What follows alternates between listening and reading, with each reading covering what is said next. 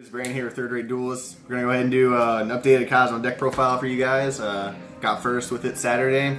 Played against Goki twice. 2-0'd one Goki with this deck. Went to game 3 at the other one and beat him.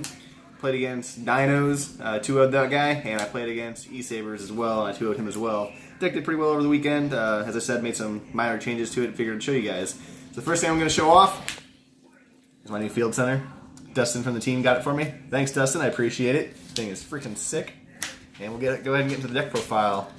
So we'll start with 2 Eclipser. Eclipser for 2 reasons. 1, negates traps, because Altergeist 2 level 9s. You're right. I'm going to make 2 King of all Calamities with this card right here. And then 1 DD because he's at 1. And then 1 Forerunner. So we're playing 4 non-targetable ships, which is pretty good right now. So like pretty much like Brandish and anything that targets like can't really out these guys, and it makes it like super easy to win. So essentially, like if you just play either one of these 2 against Altergeist, you have a really hard time outing your board. And then I am still playing viruses, so we're still playing Double Dog Fighter. So if you open Virus and Tin Can, you're gonna full force them. And against Goki, that essentially just wins you the game. And then we still want to make Infinity, so still triple Slip Rider. And then so we'll get into the pilots. So we're playing Double Dark Lady, still keeping this at 2. I think 1 of her is not enough, especially if you're trying to Tin Can search her or float down off a DD. So 2 of it's good. And then we are playing 1 Wicked Witch. So again, you get to a situation where you need to float down off of a big ship. You just put her in D and then just make it to where she can't be destroyed. So she's still pretty good in my opinion. And Double Sword Trooper. Again, for if you try to search Dark Lady off Tin Can. So if like you try and get either one of these 2 off a Tin Can, like usually you'll be able to get a Dark Lady back. So it's pretty good. It's a pretty heavy Dark Engine because I am playing Triple Lure of Darkness. And then the last of the pilots, 1 Farm Girl for the OTK. I still don't feel like you need any more than this of her. 1 Strawman to extend to mid game, and then triple Tin Can, best pilot in the deck. And the only hand trap that I am main decking is Ogre.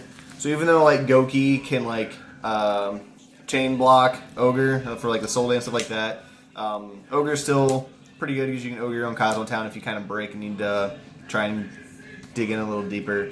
So Ogre's still viable, but I do side like Valor, and so those get sided in pretty frequent, especially against Goki. And then for spells is triple Kozmo Town, obviously. Why wouldn't you play a Mulligan? And then triple Allure. Dark Engine's pretty heavy, and anything you lure, you can just add back off Kozmo Town, so draw power is pretty good. And then I am playing 1 Dark Hole, and the reason for that is because even though board wipes aren't like too good in the game right now, you get to a situation where like you need to float down. You can do so with this, or like searching off of Eclipser to get to a DD, or just something to where you need to further, or just to try an OTK. Dark Hole will get you there. And then obviously 1 Monster Born, and then the last spell is E-Telly.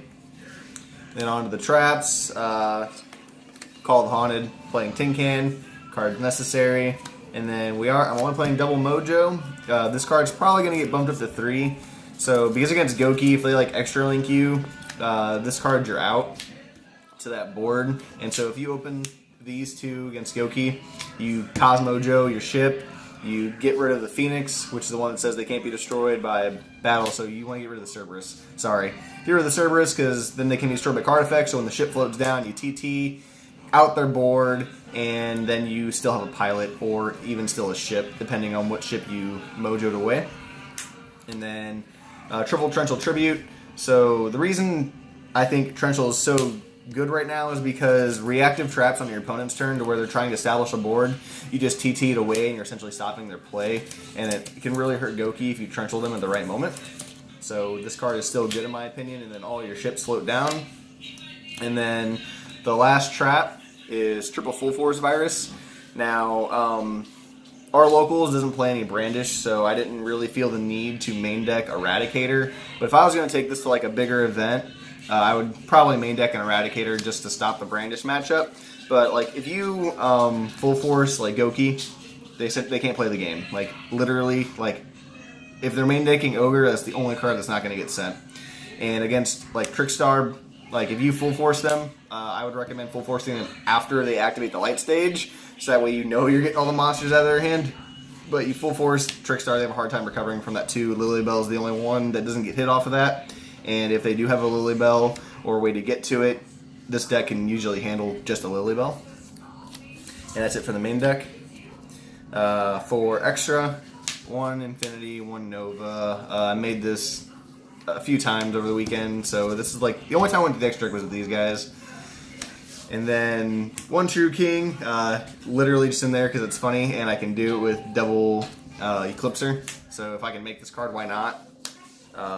Volk and Gaia, because you win games with these cards.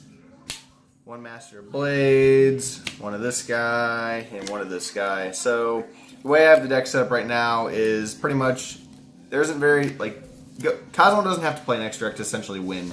So you don't really need any more than this, really. Like, you can probably cut some of this stuff too. Like, these could get cut, and the rest of the deck can be played at cherry targets. So, as I said earlier, if I was going to like take this to a bigger event, I would probably fill the rest of the extra deck with cherry targets and side deck cherries. So like Soul Day, Firewall, Kagari, things along that line. So that's why the extra deck is so small in this.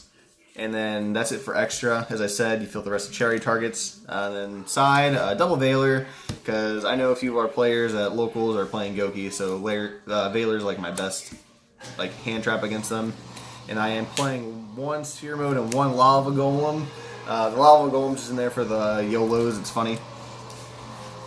And then our local still plays Pen Magician, so I am still side decking these. If I was going to a bigger event, these would probably come out, but I would still keep the anti-spells in because of Brandish.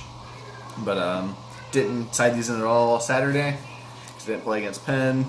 2 red reboots because Ultrageist, we have a pretty big player there that plays Ultrageist, and then double D-Barrier, because as I said, a few of our guys at locals are still playing Pendulums, so this side deck is geared for my locals, and as you know, you can change it to what you need to, and I would definitely change it if I was going to a bigger event. Like, I probably wouldn't side these, and I wouldn't side the Cosmic Cyclones. I would probably try and put in like another Raw Sphere Mode and things along that line, like Shared Ride, things like that. But as I said, Brandish, we don't have any Brandish or local, so I didn't bother siding for them. And then the last side card is Triple Mind Crush. Sided this in all day Saturday. This card's just inherently good going first or second, especially against like Brandish, Goki, so whatever they search off of, like whenever they link away, you just Mind Crush it away, and they cry. But definitely, like, MVP of the deck, like, all day Saturday was Full Force. Like, again, I won a 2-0 Goki because of this card, and then I won 2 games against Goki because of this card. Like, they can't play the game. You know, you essentially said no to them. But that's it for the deck profile. Got any questions? I'm good. Nothing, Gary? All right. So like, comment, subscribe to the page. Go ahead and, just tell us what you guys want to see. Open to what you guys want to see and what we're able to do. So we'll focus on doing more deck profiles for you guys. As you guys can tell, there's a lot of like rogue budget decks, and they're all still really fun. In my opinion, the ones we do play are still competitive, and you do decent at a event like my Lair of Darkness Infernoids. I went to 2 regionals back to back and topped with them. So things along those lines. Just let us know what you guys want to see, and we'll catch you guys up later, YouTube.